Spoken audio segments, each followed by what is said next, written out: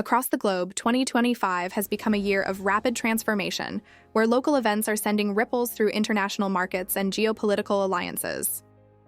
From the volcanic fissures of the North Atlantic to the high-stakes tech corridors of Southeast Asia, the world is moving at an unprecedented pace. In this special report for KyneAndCo, we examine 20 pivotal stories that define the current state of our global landscape. We begin in Iceland, where the land of fire and ice has once again lived up to its name. Massive volcanic eruptions near the Reykjanes Peninsula forced the evacuation of entire communities and threatened the world-famous Blue Lagoon. While the government scrambled to assure travelers that international flight paths remained open, the sheer scale of the geological activity serves as a stark reminder of the fragile balance between human infrastructure and the raw power of nature. This environmental volatility is echoed further south in Ireland, where the once thriving whale-watching industry in Cork is facing a silent crisis. Humpback whales, driven by shifting prey patterns and warming waters, have largely vanished from the coast, forcing long-standing businesses to shutter. It is a quiet but devastating signal of how climate change is dismantling local economies long before national policies can catch up. Across the English Channel, a different kind of storm is brewing. The British government has entered intense negotiations with France to address the record number of small boat crossings. With nearly 40,000 arrivals this year alone, the humanitarian and political pressure has reached a breaking point, testing the limits of European cooperation on migration.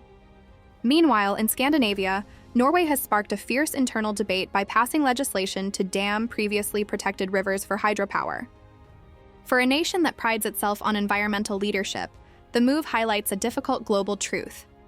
The transition to green energy often requires the sacrifice of the very wilderness we aim to protect.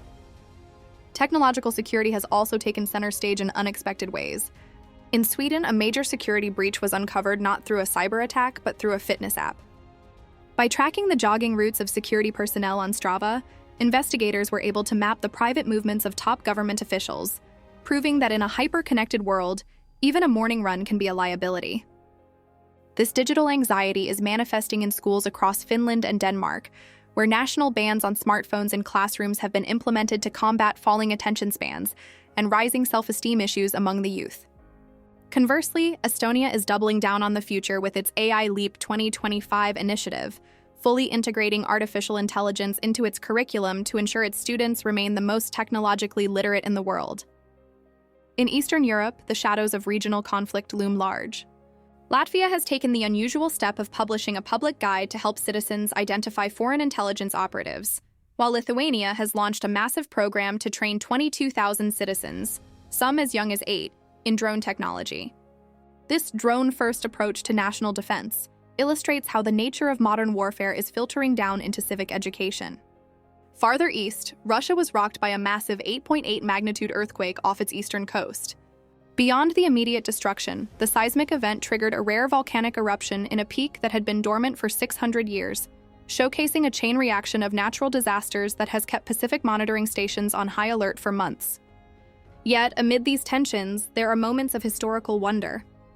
Hikers in the Czech Republic recently stumbled upon a hidden treasure trove of gold coins and jewelry worth over $600,000, believed to have been buried during the turmoil of the previous century.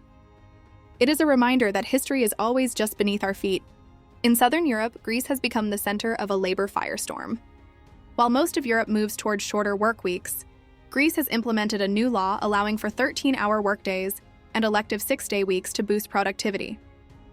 The move has triggered nationwide strikes and made the country a controversial outlier in the European labor market. Finally, we look to the southern hemisphere, where Botswana, the world's largest diamond producer, is facing an existential crisis.